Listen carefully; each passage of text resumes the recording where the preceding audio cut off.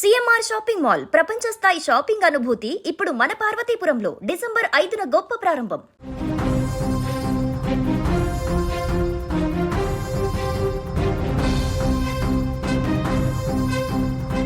దిత్వా తుఫాన్ ఎఫెక్ట్ ఏపీలోని నెల్లూరు, తిరుపతి జిల్లాలలో ఇప్పుడు భారీ ఎఫెక్ట్ చూపిస్తుంది. దీంతో అక్కడ భారీ నుంచి అతి భారీ వర్షాలు కురుస్తున్నాయి. గత 3 రోజుల నుంచి వానలు పడుతూనే ఉన్నాయి. ఈ నేపథ్యంలో ఇవాళ కూడా 2 జిల్లాలలో పిడుగులతో కూడినటువంటి వర్షాలు కురిసే ఛాన్స్ ఉన్నట్లు వాతావరణ శాఖ వెల్లడించింది. ఇకపోతే నిన్న వాయుగుండం ప్రభావంతో శ్రీ పొట్టి శ్రీరాములు, నెల్లూరు, తిరుపతి జిల్లాలలో కుండపోత వర్షాలు కురిశాయి. తిరుపతి జిల్లా చిట్టమూరులో మంగళవారం ఉదయం నుంచి బుధవారం వరకు 27.6 సెంటీమీటర్ల వర్షపాతం నమోదైంది. శ్రీ పొట్టి శ్రీరాములు, నెల్లూరు జిల్లా సర్వేపల్లిలో 27.2, ఇదగలిలో 24, తిరుపతి జిల్లా అల్లపాడులో 23.8, విద్యానగర్లో 19.6, నెల్లూరు జిల్లా మనుబోలులో 17.9 సెంటీమీటర్ల వర్షపాతం నమోదైంది. అలాగే మల్లంలో 17.6, అక్కంపేటలో 16.7, నెల్లూరులో 14 సెంటీమీటర్ల వర్షపాతం చొప్పున అక్కడ నమోదైంది.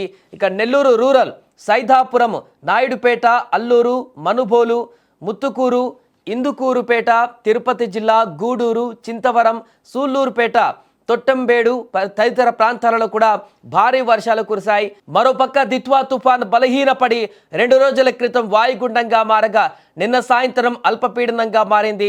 దీని ప్రభావంతో మరో 2 రోజుల్లో రాష్ట్రంలో అక్కడక్కడ తేలికపాటి వర్షాలు కురుస్తాయని వాతావరణ శాఖ తెలిపింది. ఈ నేపథ్యంలోనే ఇవాళ నెల్లూరు, తిరుపతి జిల్లాలలో అక్కడక్కడ పిడుగులతో కూడిన మోస్తారు నుంచి భారీ వర్షాలు కురిసే అవకాశం ఉందని కూడా వాతావరణ శాఖ వెల్లడించింది. వీటితో పాటు ప్రకాశం, అనంతపురం, శ్రీ సత్యసాయి, వైఎస్ఆర్ కడప, అన్నమయ్య, చిత్తూరు జిల్లాలలో తేలికపాటి నుంచి మోస్తారు వర్షాలు కురిసేటువంటి అవకాశం ఉందని కూడా వాతావరణ శాఖ వెల్లడించింది. ఈ నేపథ్యంలో ముఖ్యంగా నెల్లూరు, తిరుపతి జిల్లాలో ఉన్నటువంటి ప్రజలు కొంత అప్రమత్తంగా ఉండాలంటూ చెప్తున్నారు. ఎక్కువ వర్షాభావ పరిస్థితులు అక్కడే ఏర్పడుతున్నాయి కాబట్టి ఈరోజు ఇంకా అక్కడ వర్షాలు కొనసాగేటువంటి అవకాశం ఉంది కాబట్టి అత్యవసరమైతే తప్ప బయటికి వెళ్లకుండా ఉండాలంటూ కూడా సూచిస్తున్నారు.